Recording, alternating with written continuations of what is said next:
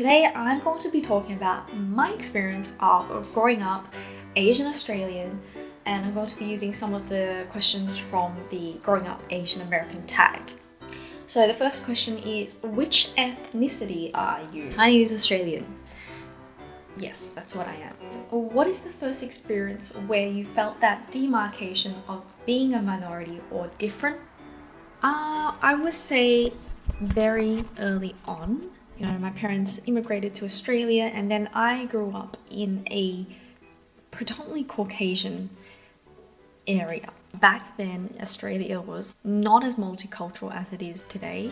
Going down to the supermarket, going to the local shops, or just going outside, I believe we were the only Asian family in that area. Also, my parents enrolled me into school with my Chinese name directly translated into English. When you translate it directly to English, it's pretty hard for a non-Chinese person to pronounce correctly, and even for a Chinese person just to see the English direct translation, it is still hard for a Chinese person to pronounce correctly. Not a single teacher was able to pronounce my name.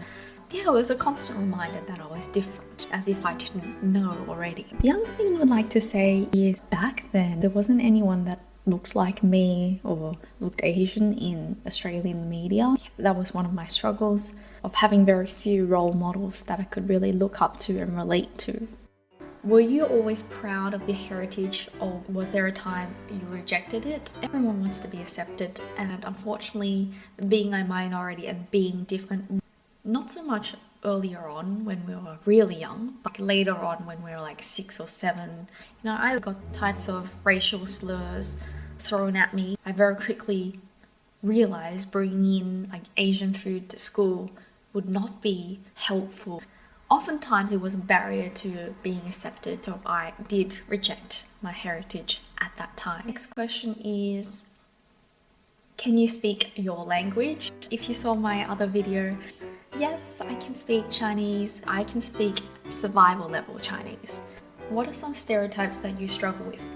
I actually fit into some of the stereotypes. I'm not a very good driver. I'm very careful. However, I actually stopped driving for a while because I moved to Singapore, and in Singapore I didn't really drive. So coming back to Australia, I'm back at square one. I have to practice more driving and break that stereotype. How has being Asian Australian affected your relationship with your parents? My parents came to Australia being open to Australian culture and being open to being Australianized, and I feel that because they were, being Australianized at the same time that I was, we didn't really have any major incidences where being Asian Australian affected my relationship. I guess like a lot of my friends, when we were younger, they would always have sleepovers, and I was never allowed to sleep over at my friend's house. I was allowed to go and play at their house, but I was never allowed to sleep over. I'm not sure if that is a Asian thing.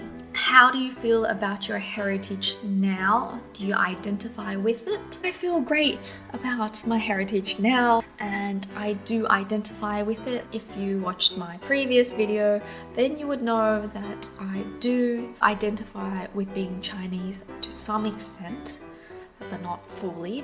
So right now, I do identify with my heritage to some extent.